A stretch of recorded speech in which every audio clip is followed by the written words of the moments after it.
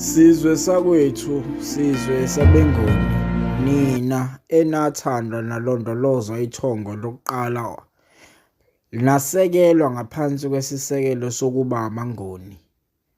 Ngithi uThongankulu azanibusise aze angalibali ukuzwa imithandazo yenu.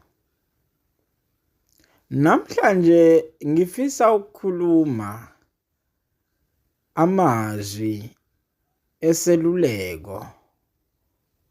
Ngifisa ukukhuluma nomntwana wentombazane. Namhlanje angizokhuluma njengomelaphi wendabuko, kepha ngizokhuluma njengesithunywa sikaMdali esiphathisiwe sahlonzwa ukuba sishumayele leli vangeli. Ngoba ukwanda kosizi phakathi kwemizi yoBabamkhulu, umongo nenhlupheko yabantu iqala lapha namhlanje kini bantu abami, kini nina abantu eningamantombazane asakhulayo. Bantu abami, ngifisa niqonde ukubaluleka kwenu okungaphezu kwegolide nokungaphezu kwesiliva. Ukubaluleka kwenu kungaphezu kokuhlobisa umhlaba. Ukubaluleka kwenu akunakuthengwa. Ngisho nankanungo, namuzwa, nathando angeke kwathenga ukubaluleka kwenu phakathi kwesizwe. Intombazane ke iyisisekelo, iyinsimu, la kule nsimu edinga ukuhlakulwa ukuze izithelo ezitshalwe kuyo zithele zingafinyanisiwe noma zingaphazanyiswe lutho, zingangamelwe ukhula, zingacinene ukuthi manje sekunalento esiminyene ukhula selithe baba, ugcina ungasakhona ukubona isithelo ngenxa yokhula lolu selihlumile laqhantela lapha. Ngizokhuluma ngesimilo phezu kwentombi. Ngizothi bantu abami, kuqondeni ubugugu benu phakathi kwemizi yoBabamkhulu. Ubugugu bakho mntanami akusikho ukuthi ngelinye ilanga kuyongena inkomo ezizolobola wena, mina njengosokhaya ngiyokuthola izinkomo, onyoko bayakwembatha amatshali. Ubugugu benu kungaphezu kwalokho, ngoba mntanami phakathi kwekhaya leyo isemkhulu wena ulilawu labangasekho. Njengoba uyilawu labangasekho, ngikhuluma lamazwi ngoba wena ukhethiwe ukuthi uma uyiphathe kahle akukho mntanami yokucela ungakwamukeliswa khona. Yingakho intombi yakwaNgoni esizwe esingcwele ibithi mayiphelele emntombini bayo bekuthi manginosizi lapha ekhaya, kodwa umike yaphuma yalila yona, amathongo ebesheshe sabela. Ubugugu bakho mntanami akusikho nje ukuthi zigcine, kodwa zazi ukuthi usigcineleni. Akusigcineli ukuthi uyolotshola uphelele, kepha usigcinele ngoba uphethe ubungcwele, ulilawu labantu abangasekho balapha ekhaya.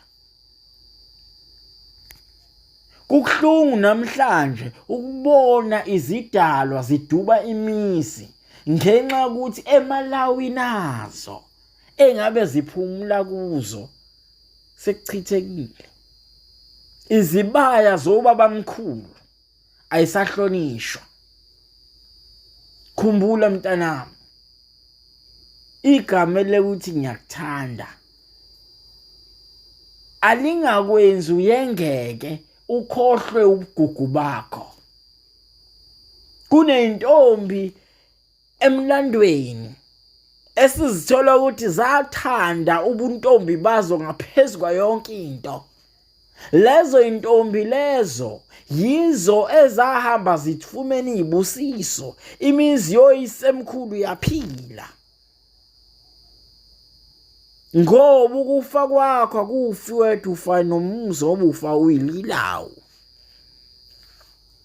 Bantu bami, namhlanje ngizothi kini, khumbulani ubugugu benu, khumbulani ubuqhawe obulelekini. Ninamandla okunqoba izizwe, kodwa lawo mandla bantu bami avalelwe esimilweni. Akusikhona ukuba nama-hips, ukuba nezitho ezebabazekayo noma ezibukekayo eziyokwenza mntanami uthandeke. Uyokuthandeka ngesimilo sakho, uyokuthandeka ngenhlonipho yakho.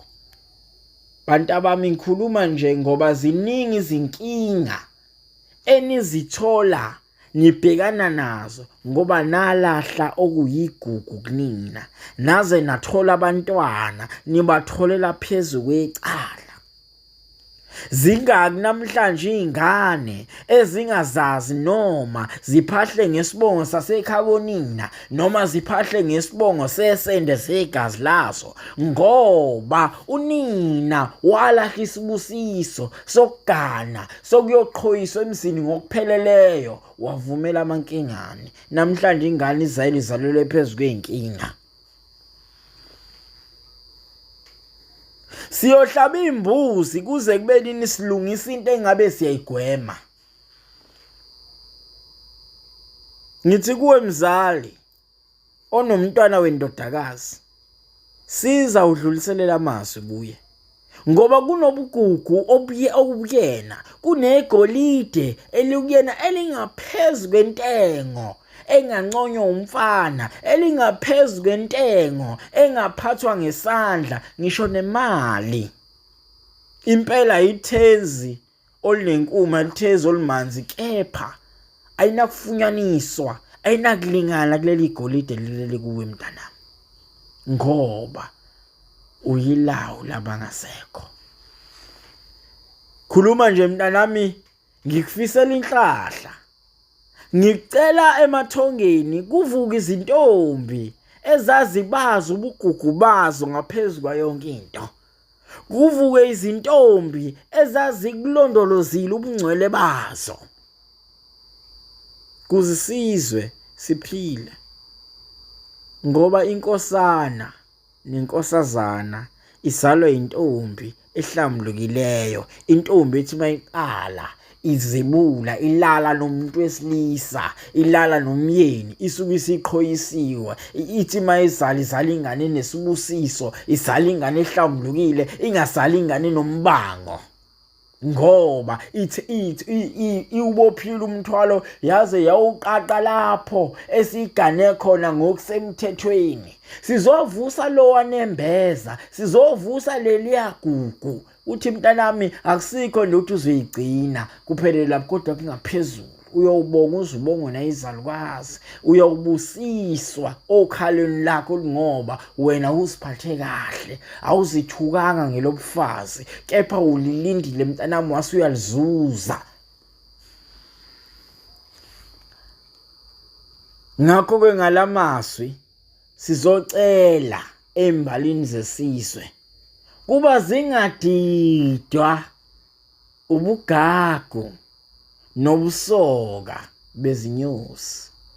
Vele ulimi lwenyosi mntanami uma libhekene nembali lifike lapha, ifika ikhuluma sengathi ayizange ibone enye imbali, ngoba ihalela kumpompa lapha uju, ngoba ithathela nje kule mbali nakule mbali, ngoba ifuna ukwakha uju. Ngakho-ke mntanami, londoloza ubungcwele bukuwe. Ngakho-ke ndodakazi, londoloza ubugugu bukuwe. Uzungavumi mntanami, ngoba kuwe kuyozala izizwe. Akuzali izizwe ezihlambulukile, akungazali izizwe ezosala izibangwa. Khumbula mntanami, ubugugu bakho bungaphezulu kwentengo yegolide nesiliva.